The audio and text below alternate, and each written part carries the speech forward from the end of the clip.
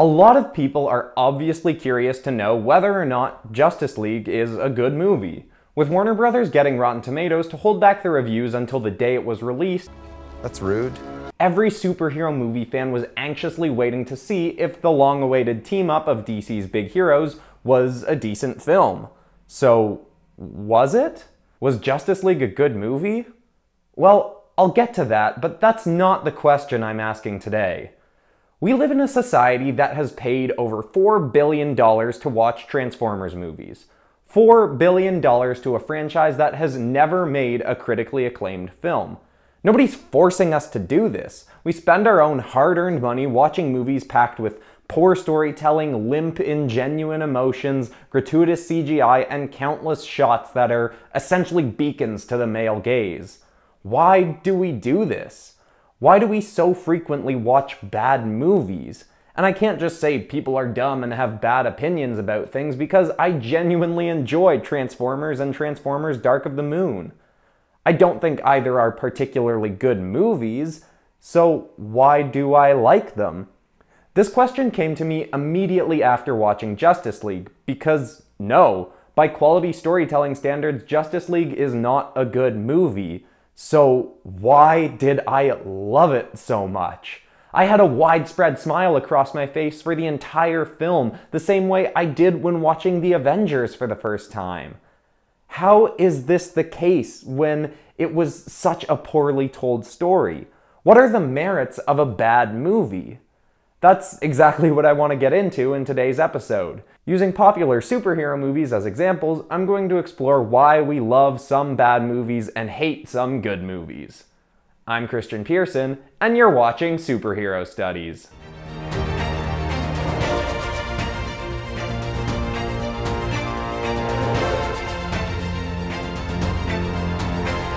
Around the time Batman v Superman came out, a lot of hardcore DC fans started trying hopelessly and misguidedly to shut down Rotten Tomatoes. People were saying that critics were paid off, or weren't the target audience, or that the movie was just for fans. But what people need to keep in mind is that critics aren't going into a movie, watching it, and coming out saying, "I hated it so it's bad," or "I love it so it's great." At least that's not what the good ones are doing. A film critic is someone who's studied storytelling through filmmaking, someone who has learned what techniques work to get a strong emotional reaction from people, learned what emotionally engages an audience. They're people who can see good or bad cinematography, set design, acting, all the pieces of filmmaking that help elevate or cripple a story. Then they tell people, "This is my analysis of how well the creatives behind this project managed to tell the story they were trying to tell." When all these different story elements, or at least most of them, are done well, most people are likely to enjoy a movie because the story can properly engross and connect with the audience. It doesn't mean that nobody should like a movie for getting some of these things wrong, or that you're dumb for liking a story that's poorly told. Like what you like and dislike what you dislike. Hell, I even like the last Twilight movie, and I don't consider it a guilty pleasure movie either. It's just a movie I enjoyed because there were things in it that I like, and my experience watching it was positive. It doesn't mean I'm gonna run around telling people it's a well-made piece of cinema, but I'm not going to pretend I didn't enjoy it either. In the same way, I'm not going to go around telling people Justice League is a good movie, even though it is one of my favorite movie-going experiences of this year. Yeah! So why did this movie connect with me so well, even though I know, as someone who's done their homework on film theory, that it's a bad movie? Well, I've talked before about how genre is a set of expectations people know to have when going into a movie. If those expectations are met, they'll likely enjoy the film. But people don't just go into a movie with the expectations set by the movie's genre. Everyone is looking or hoping for something or multiple things when they go see a film, whether consciously or subconsciously. People have things they like or are interested in that if the movie unexpectedly gives them that thing, their enjoyment of the film will grow that much more.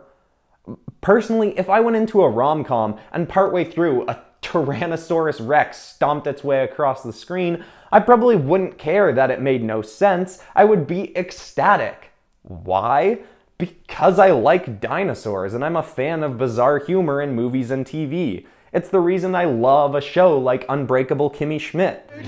What's worse, being heartbroken or roach bit, heartbroken or roach bit? Justice League was packed with so many things I've personally been waiting to see on the big screen as a DC Comics fan that it was easy for me to ignore the bad of this movie and have a great time. I won't spoil some of the juicier bits, but the big thing for me was finally getting a comic-accurate Batman and Superman. The movie gave us a stubborn, brilliant, emotionally reasonable Batman, and gave us a Superman who genuinely seemed like he could inspire hope in people. Plus, this film had the benefit of giving us Aquaman, Cyborg, and Flash on the big screen for the first time ever, aside from their cameos in BVS. Seeing these characters, all of whom I've loved in comics and TV for years, on the big screen, teaming up, chatting with each other, arguing with each other, fighting with each other, it was emotionally overwhelming for me, even though the story itself wasn't actually doing anything emotionally engaging. This movie did something I didn't expect and greatly, hugely appreciated. It got the characters and team dynamic right. Seeing that helped me ignore the terrible villain, bad CGI, unnecessary booty shots of Wonder Woman, and emotionless writing. I can pretty much guarantee I'll be heading out to the cinema soon to see it again. Everyone is bringing a piece of themselves into any story they're watching. Everyone has things they're looking for, and sometimes a good movie won't give them those things, and a bad movie will. Hell, even your mood stepping into a theater can have a huge impact on how you react to a movie. The third time I saw Spider-Man Homecoming, I was in a really crappy mood, and despite loving the film the previous two times, I didn't really enjoy it that third time because my bad mood made me fixate on the things I didn't like about it.